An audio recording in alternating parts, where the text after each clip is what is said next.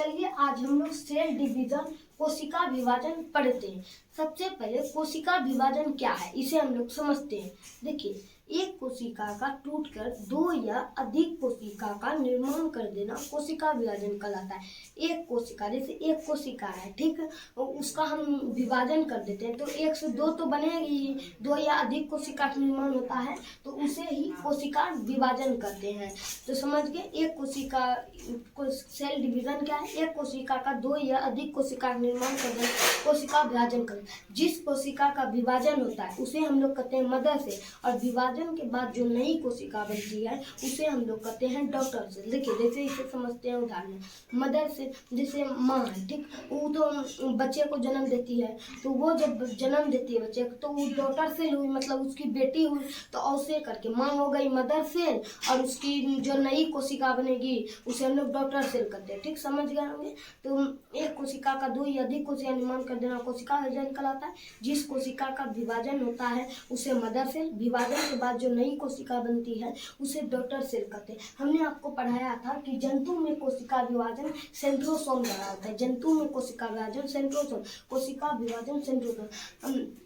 आपको हमने यह भी बताया था कि देखिए, सेंट्रोसोम किसमें नहीं पाया जाता है? सेंट्रोसोम तंत्रिका कोशिका में नहीं पाया जाता, जिस कारण मस्तिष्क में कोशिका विभाजन नहीं होती। और सबसे तेजी से कोशिका विभाजन लिवर, जिगर, यकृत में होता है, और सबसे कम मतलब नहीं के बराबर तंत्रिका कोशिका में होता है। क्यों? क्योंकि उसमें सेंट्रोसोम नहीं पाया जाता। पादप में कोशिका विभाजन सेल प्लेट के द्वारा होता है। जंतु में कोशिका विभाजन सेंट्रोसोम द्वारा होता है, और पादप में कोशिका विभाजन सेल प्लेट द्वारा होता है। पादप में कोशिका विभाजन सेल प्लेट। देखिए, सेल डिवीजन तीन प्रकार की होती है। सेल डिवीजन तीन प्रकार की होती है। पहला असूत्री विभाजन। असूत्री विभाजन, अब इसे हम लोग समझते हैं। असूत्री विभाजन क्या है? यह प्रोकैरियोटिक कोशिका होता है। हमने आपको बताया था प्रोकैरियोटिक कोशिका उसे कहते हैं हम जिसे हम अपनी नंगी आंख से नहीं देख सकते, उसे देखने के लिए हमें माइक्रोस्कोप की जरूरत पड़ती है। जैसे हम जैसे सूक्ष्म जीव हो गया, कवक हो गया, शैवाल, अमीबा हो गया। देखिए, अमीबा में कोशिका विभाजन कैसे होता है हम लोग उसे समझते हैं। यह है अमीबा, ठीक। अमीबा का देखिए, इसमें क्या होता है कि मदर सेल, मतलब अमीबा का जो विभाजन होगा इसे मदर सेल के, देखिए मदर सेल का आकार बड़ा होने लगा। इसमें आप देख सकते हैं मदर सेल का आकार बड़ा होने लगा। और यह क्या है? ये हो गया आपका केंद्रक। इसे केंद्रक न्यूक्लियस कहते हैं। देखिए, इसमें न्यूक्लियस दो हो गया और ये आगे जाकर बीच से ढल गया, जिससे कि दो अमीबा का निर्माण होगा। एक यह है, एक यह है। तो समझ गए। अमीबा में देखिए कैसे होगा कोशिका, ये है अमीबा, ठीक। ये मदर सेल हुआ, इसका देखिए बड़ा होने लगा, शरीर बड़ा होने लगा और केंद्रक ध्रुव की ओर चलेगा, मतलब इधर आ गया, एक इधर आ गया, और यह बीच से धस गया और दो भाग में टूट गया। सेम होता है असूत्री विभाजन में। इसमें मदर सेल का आकार बड़ा होता है और वह बीच में दो भाग से टूट जाता है और दो का निर्माण हो जाता है। उसी से होता है असूत्री विभाजन। यह प्रोकैरियोटिक कोशिका में होता है, यह प्रोकैरियोटिक कोशिका में होता है। तो अब हम लोग समसूत्री विभाजन देखते हैं। हम लोगों ने सबसे पहले असूत्री विभाजन को देख लिया। यह तीन प्रकार के असूत्री विभाजन को हमने देख लिया, ठीक। अब हम लोग दूसरा देखते हैं समसूत्री विभाजन। देखिए, समसूत्री विभाजन क्या है? यह देखिए, हम लोग को चोट लगता है, ठीक। हम लोग को कभी कभी चोट लग जाता है और वहाँ पर घाव बन जाते हैं। तो वह घाव कैसे ठीक होता है? तो वह घाव जो ठीक होता है वो समसूत्री विभाजन द्वारा ही होता है। वह घाव किससे होता है? समसूत्री विभाजन द्वारा ही होता है, ठीक। मतलब पूछेगा कोशिका में निरंतर टूट फूट की भरपाई कैसे होती है? तो वह समसूत्री विभाजन द्वारा ही होती है। आप लोगों ने छिपकली को देखा होगा, ठीक। उसे प्रकृति ने ऐसा है कि अगर उसे भूख लगती है और उसे भोजन नहीं मिलता तो वो अपना पूंछ खा लेता है, ठीक। और कुछ दिनों बाद देखिए उसका पूंछ निकल जाता है। तो छिपकली की पूंछ किस विभाजन द्वारा फिर से निकल जाती है? तो यह समसूत्री विभाजन।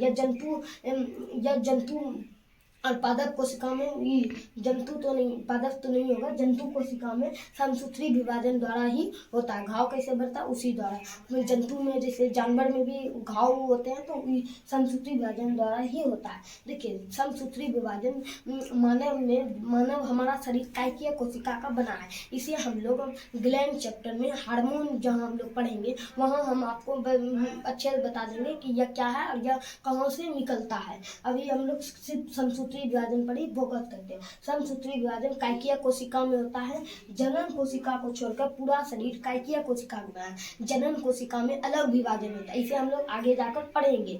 कायकीय कोशिका शरीर का बना होता है, जनन कोशिका कायकीय कोशिका का नहीं बना होता, इसलिए समसूत्री विभाजन पूछेगा जनन कोशिका में होता है या नहीं होता है। पूछेगा मानव शरीर का कौन सा अंग है जिसमें समसूत्री विभाजन नहीं होता है, तो वह है जनन कोशिका। ठीक, उसमें विभाजन नहीं होता, यह कायकीय कोशिका का नहीं बना होता। क्रोमोसोम की संख्या समान होती है, क्रोमोसोम की संख्या इसमें समान होती है, लेकिन अर्धसूत्री में घट जाती है, इसे हम लोग आगे पढ़ेंगे। क्रोमोसोम की संख्या समान होती है, इसकी 5 अवस्था होती है। अब हम लोग इस 5 अवस्थाओं को देखेंगे। समसूत्री विभाजन की 5 अवस्था होती है। अब हम लोग इन 5 अवस्थाओं को एक एक करके पढ़ते हैं। सबसे पहला होता है इंटरफेज।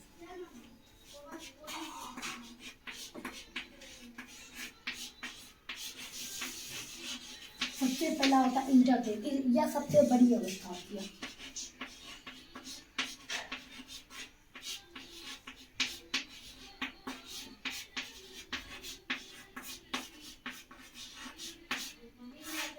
यह सबसे बड़ी अवस्था होती है और इसमें डीएनए का निर्माण होता है, केंद्रक अलग हो जाते हैं।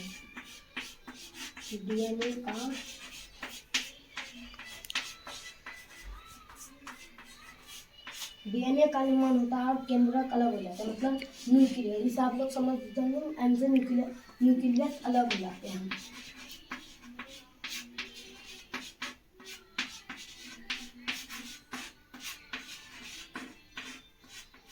न्यूक्लियस अलग हो जाते हैं। ठीक, इंटरफेज में क्या हो, यह सबसे बड़ी अवस्था होती है। इसमें डीएनए का निर्माण हो जाता है। ठीक, डीएनए निर्माण हो जाता है और केंद्रक अलग हो जाते हैं। जैसे अमीबा हमने पढ़े कि वह केंद्रक भी दोनों तरफ अलग हो जाता है, तो उसे इसमें इंटरफेज में होता है, बस खाली केंद्रक अलग हो जाते हैं। अब दूसरी अवस्था है प्रोफेज।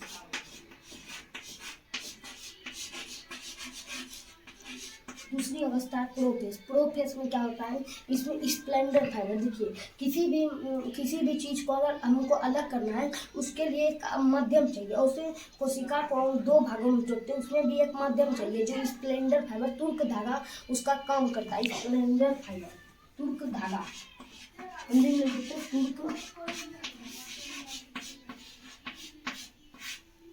स्प्लेंडर फाइबर तुर्क धागा का निर्माण प्रारंभ हो जाता है।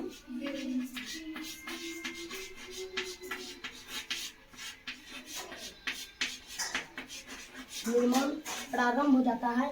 देखिए, इसमें केंद्रक तो अलग हो जाते हैं, लेकिन इसमें पूर्ण रूप से अलग नहीं होती, इसमें खाली केंद्रक अलग हो जाते हैं। और पूर्ण पूछेगा केंद्रक पूर्ण रूप से अलग हो जाते हैं, तो प्रोफेज है, इसमें पूर्ण रूप से केंद्रक अलग हो जाते हैं। केंद्रक पूर्ण रूप से अलग हो जाते हैं, न्यूक्लियस पूर्ण रूप से अलग हो जाते हैं। अब तीसरी अवस्था है मेटाफेज।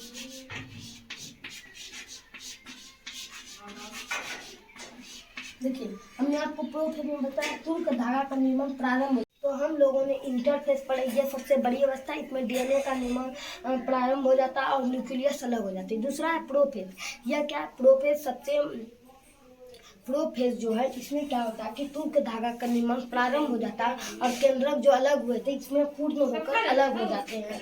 अब प्रोफेज में तुर्क धागा का निर्माण प्रारंभ हो जाता है। तीसरा है मेटाफेज। इसमें क्या होता है कि देखिए, प्रोफेज में तुर्क धागा का निर्माण प्रारंभ हो जाता है, लेकिन तीसरी अवस्था जो मेटाफेज, इसमें तुर्क धागा पूर्ण हो जाता है, इसमें तुर्क धागा का निर्माण पूर्ण हो जाता है और यह सबसे महत्वपूर्ण अवस्था है। यह महत्वपूर्ण अवस्था क्यों, देखिए मेटाफेज 5 अवस्था जब रहती है, तो 2 ऊपर और 2 नीचे, इसे याद रखने के लिए आप अगर मेटाफेज अगर इसे भी याद रखते हैं तो आपको शायद ये भी याद हो जाएगा और ये भी। अगर ये दोनों ये याद है और ये याद हो गया, तो इंटरफेज भी और टेलोफेज भी आपको याद हो जाएंगे। इसलिए इसे अध्ययन के अनुसार सबसे महत्वपूर्ण अवस्था कहते हैं और यह इसमें तुर्क धागा का निर्माण पूर्ण हो जाता है। चौथी अवस्था है एनाफेज। यह सबसे छोटी अवस्था, क्योंकि इसमें कुछ नहीं होता, इसमें बस कोशिका के जो अंग होते हैं, राइबोसोम, न्यूक्लियस, वह सभी जिधर केंद्रक अलग हो जाते हैं, वहीं सब कोशिका के अंग ध्रुव की ओर चले जाते हैं। देखिए, यह हो गया ये हो गया, इधर आ जाते हैं न्यूक्लियस और इधर भी आ जाता है न्यूक्लियस और इधर राइबोसोम न्यूक्लियस, इधर भी ये दोनों ध्रुव की ओर चले जाता है और बीच से 10 का निर्माण हो जाता है। ठीक, अंग ध्रुव की ओर चले जाते हैं। यहाँ पे छोटी अवस्था कोशिका का अंग ध्रुव की ओर चले जाते हैं। टेलोफेज अंतिम अवस्था है, टेलोफेज अंतिम अवस्था है, इसमें विभाजन पूर्ण हो जाता है और स्प्लेंडर फाइबर जो तुर्क धागा होता है उसमें क्या होता है, स्प्लेंडर फाइबर तुर्क धागा गायब हो जाता है, उसमें ऑटोमेटिक टेलोफेज में गायब हो जाते हैं। देखिए कहीं कहीं टाका लगता है तो डॉक्टर बोलता है कि जैसे हृदय में अगर टाका लगा, नर्व जाम हो जाता है, हृदय में टाका लगा, अब उसे डॉक्टर नहीं निकालेगा तो उसमें उसी वही स्प्लेंडर फाइबर का एक अलग तरह का आता है जो उसमें उसी से सिलाई कर देता है और वह अंदर में ही गल जाता है। इसी तरह स्प्लेंडर फाइबर भी लास्ट टेलोफेज जो अंतिम अवस्था है जिसमें विभाजन पूर्ण हो जाते हैं वहां जाकर वे गल जाते हैं। तो हम लोगों ने असूत्री विभाजन, समसूत्री विभाजन देख लिया। अब लास्ट अंतिम विभाजन बता है वह है अर्धसूत्री विभाजन।